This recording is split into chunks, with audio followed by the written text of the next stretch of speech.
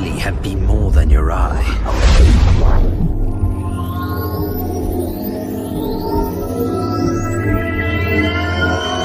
We have a common enemy. Dr. No has broken ranks with our organization. He must be eliminated. I declare war on Goldfinger. War.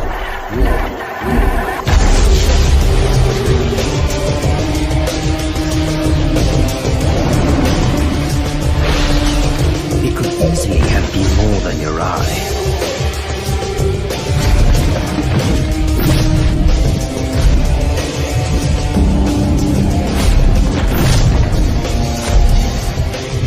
Your vengeance against Dr. No. And reclaim what he took from you.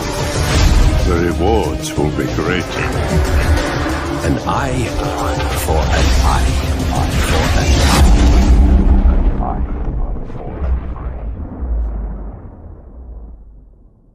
I've been besotted with James Bond for years. He is the hottest superhero of all time. No wonder so many men want to be like him.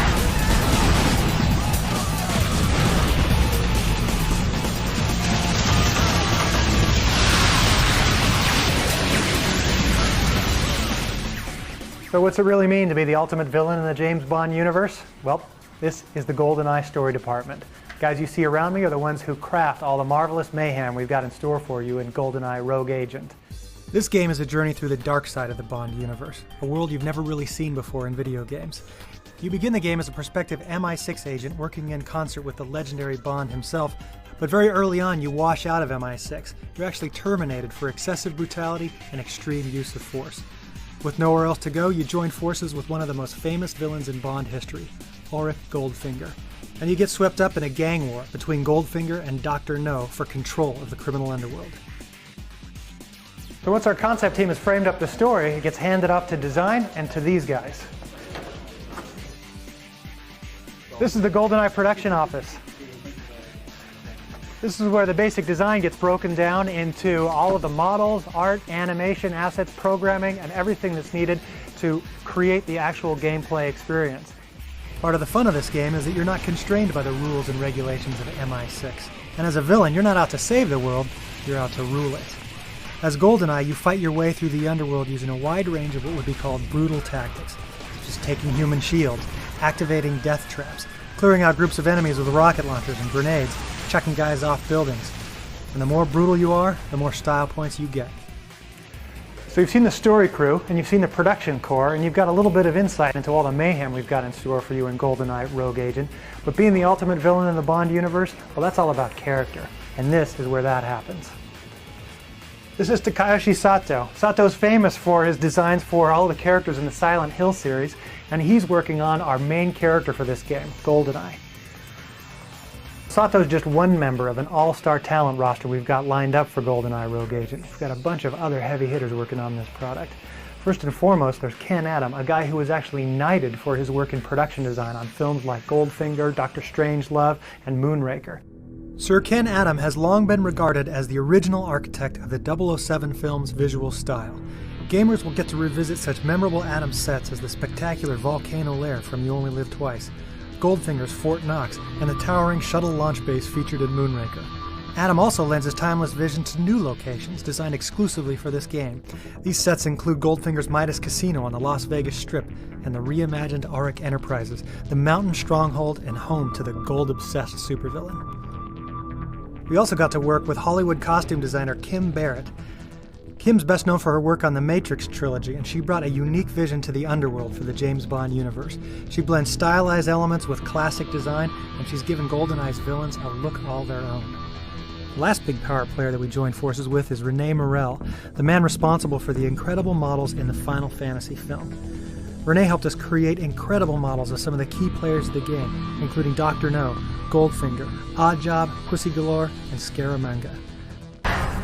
One of the most notable features we've incorporated into the multiplayer experience are the unique locations. With over 20 different maps, we've given the player the chance to do battle in some of the most famous sets from the Bond universe. Some of these sets include places like the shuttle launch facility from Moonraker, the Uplink Tower featured in Goldeneye, Elliot Carver's printing press from Tomorrow Never Dies, and Scaramanga's Funhouse from the Man with the Golden Gun. As well, you will be able to do battle with Zoran's blimp atop the Golden Gate Bridge, straight out of the classic scene from A View to a Kill. In addition to those authentic locations, for the first time players will be able to do battle as some of the most famous villains in Bond history. Go head-to-head with Dr. No, James Bond's original nemesis, or take on Oddjob, or Goldfinger's personal henchman.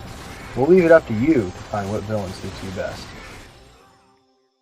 I'm Adam Eisgreen, multiplayer lead designer for Goldeneye Rogue Agent. Now that Rick's given you an overview of what to expect, I'm going to talk about the different game modes that make Goldeneye Rogue Agent unique in the world of first-person shooters. In addition to a traditional 2- and 4-way split screen, we've got online play for up to 8 players. To take that experience a step further, we've developed War Games. These are online team game modes for PS2 Online and Xbox Live. There are 3 flavors of War Games. Countdown is a battle between teams to see who can maintain control until the clock reaches 0. In Domination, you've got multiple control points to fight over while taking out your opponents. The more you control, the faster your opponent loses. Finally, in Tug of War, both sides battle to get a solitary objective to their goal while keeping it away from their opponents. Each mode offers a unique challenge and reward, and the tactics for each vary. So what does it take to become the ultimate force in multiplayer? Let me give you a few tips that could give you the advantage over the competition. First, know the levels. Learning the locations of weapons and power-ups is enough in most games, but we've got death traps, so you need to be aware of them. Secondly, know your weapons. We have 14 weapons in multiplayer, many of which can be dual-wielded in various combinations. Each weapon has their strengths and weaknesses. Knowing how to take advantage of each and how to counter them is key in dealing with your enemies. Finally, know how to use your eye powers. Each power has its own distinct uses, and some powers can counter other ones. For example, if you're shielded, you can't be hacked and you can't be seen on MRI, but you are vulnerable to EMP. So stay far enough away from your opponents since EMP has a limited range. Knowledge is power in this case, so be sure to learn each eye power and how they work against others.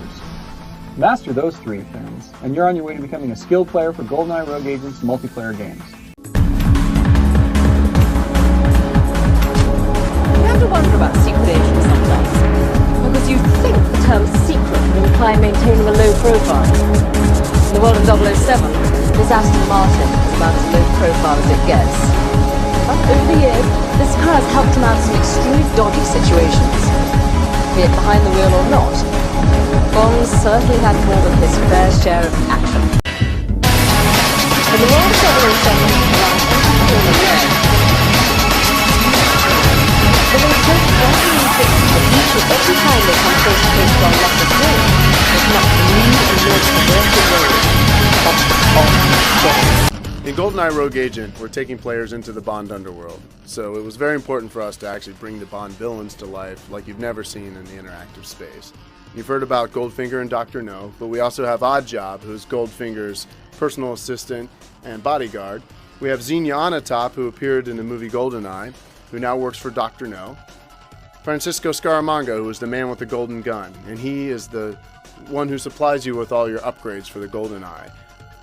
To deliver on the fantasy of being a villain in the Bond universe, we developed some unique new game mechanics to support that, the first of which is our dual-wield system. Now you can pick up a weapon and independently trigger them with your left and right hand.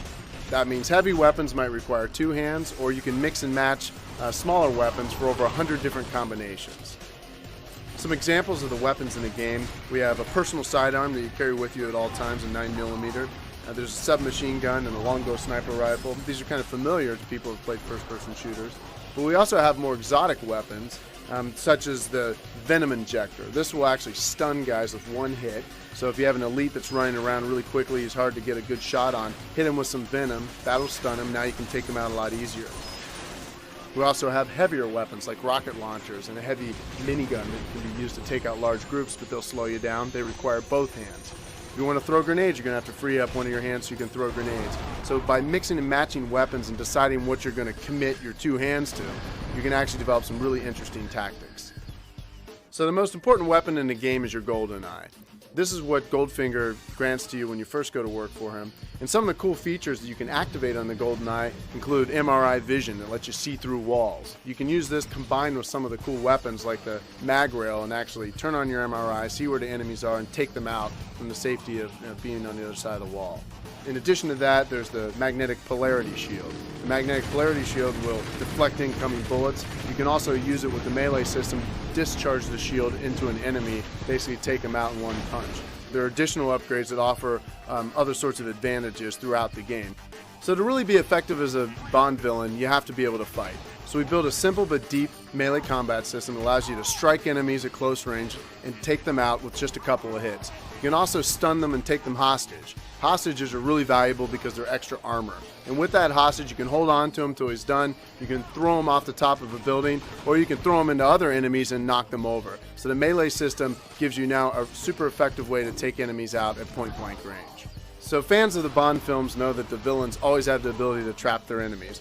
So we've created a very simple death trap system that allows you to take enemies out using machines in the environment. Things like trapdoors, giant loading apparatuses that might be able to crush enemies, that sort of thing. So throughout the game, you'll be able to leverage the environment and take your enemies out with style.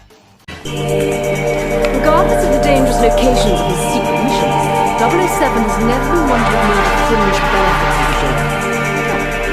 Shaken last time.